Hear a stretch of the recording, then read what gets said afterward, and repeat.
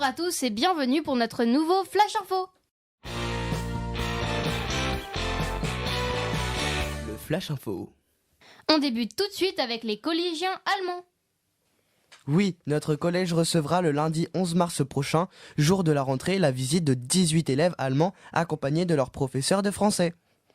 Ils sont originaires de la ville d'Hambourg et souhaiteraient mettre en place un échange avec notre collège, en plus de l'échange que nous avons déjà avec la ville de Reichenbach. Leur arrivée est prévue peu avant midi, ils déjeuneront à la cantine, puis les élèves leur feront visiter le collège. Ils interviendront ensuite en mini-groupe dans toutes les classes de 6e. Nous leur souhaitons par avance la bienvenue parmi nous. Willkommen. Tout autre chose maintenant avec Paul Trombinet. Hein ? Oui, souvenez-vous, il y a 4 mois, Mad est venu nous présenter son métier d'illustrateur et son parcours de vie. Il nous a également montré plusieurs planches de Paul Trombinet, La Voix romane, la bande dessinée dont il a fait les illustrations à l'aquarelle. Viens-en au fait. Eh bien, le tome 2 vient de sortir. Trop bien. Je me souviens que Paul Trombinet, un jeune chaton qui ne pense qu'à manger et à jouer avec Romane, sa jeune maîtresse, se retrouve un matin seul au monde. Ses maîtres ont quitté leur maison de vacances. Désemparé, il se perd dans la forêt. Au matin, il est réveillé par un lapin et un écureuil qui parlent et se comportent tout à fait comme des humains. Oui, mais cette fois-ci, notre petit chaton préféré ne veut pas rester parmi ces animaux dits libres et décide de partir à la recherche de Romane, sa maîtresse. Accompagné de féroces renards et hardis lapins, Minet part à l'aventure.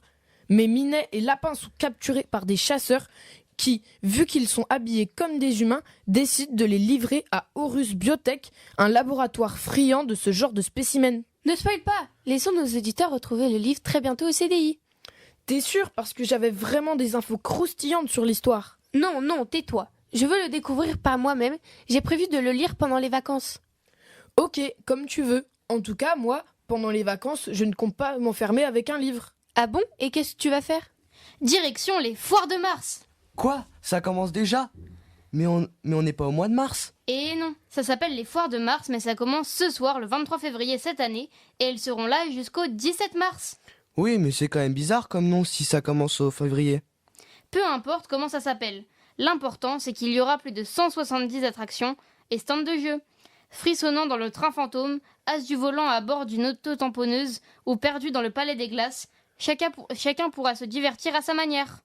Et côté gourmandise, les petits et les grands pourront retrouver auprès de nombreux stands berlingots ou guimauves multicolores, pommes d'amour, croustillons, gaufres et autres. Pour ceux qui sont plus salés, plusieurs petits stands et restaurants seront aussi sur place pour proposer frites, hamburgers, hot dogs, sandwichs, etc. Eh bien, s'il y a de quoi manger, moi je fonce là-bas. Salut! Dis donc, tu crois aller où comme ça? Je te rappelle qu'on est en pleine émission, tu iras manger des croustillons tout à l'heure. Tu n'es vraiment pas drôle. Écoute plutôt cette info très intéressante que nous a trouvée Mariana. Quelle info? Est-ce que tu sais ce qu'est une année bissextile? Une année quoi? Bissextile. Tu sais que le mois de février n'a pas le même nombre de jours d'une année à l'autre. Oui. Eh bien, c'est dû à l'année bissextile. Une année bissextile, c'est une année qui n'est pas comme les autres, car elle ne compte pas 365 jours, mais 366. Ah bon?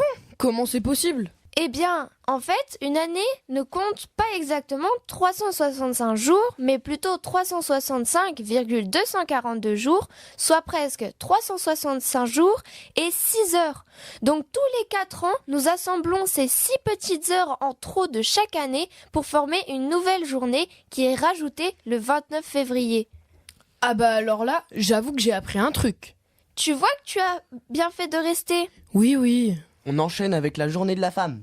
Ah, je ne savais pas qu'il y avait une journée particulière pour les femmes. Et si, la journée internationale de la femme a lieu le 8 mars. Mais qu'est-ce que c'est exactement? C'est un jour pour rendre hommage au mouvement en faveur des droits des femmes. C'est François Mitterrand qui proclama le premier en 1982 cette journée internationale. Et à quoi ça sert? Ça sert à faire le bilan sur la situation des femmes dans le monde. Souvent, des associations féministes font des actions durant cette journée pour faire entendre leur voix et leurs idées. Alors le 8 mars, c'est Girl Power les filles. C'est noté. Pour finir notre flash d'aujourd'hui, un peu de douceur, de gentillesse et d'amour avec la fête des grands-mères. Eh oui, la fête des grands-mères arrive à grands pas et a lieu systématiquement le premier dimanche du mois de mars, soit entre le 1er et le 7 mars selon les années. Cette année, elle aura lieu le dimanche 3 mars. Notez-le bien, l'occasion de faire un petit cadeau aux grands-mères qui nous entourent. Mais d'où vient cette fête? Contrairement à de nombreuses fêtes, la fête des grands-mères n'a rien d'historique ou de religieux. Elle a été créée pour des raisons uniquement commerciales par les cafés grand-mère en 1987, à l'occasion des 20 ans de la marque, dans le but de booster les ventes. Ah oui, d'accord. Rien à voir avec l'affection pour nos grands-mères alors. Vous pouvez toujours boire un café ensemble. Oui, si on veut. Allez, on vous laisse imaginer votre petit cadeau et on vous souhaite à tous de très bonnes vacances. On se retrouve très vite à la rentrée pour une grande émission spéciale Semaine de la Presse. Ne la ratez pas. À très très vite.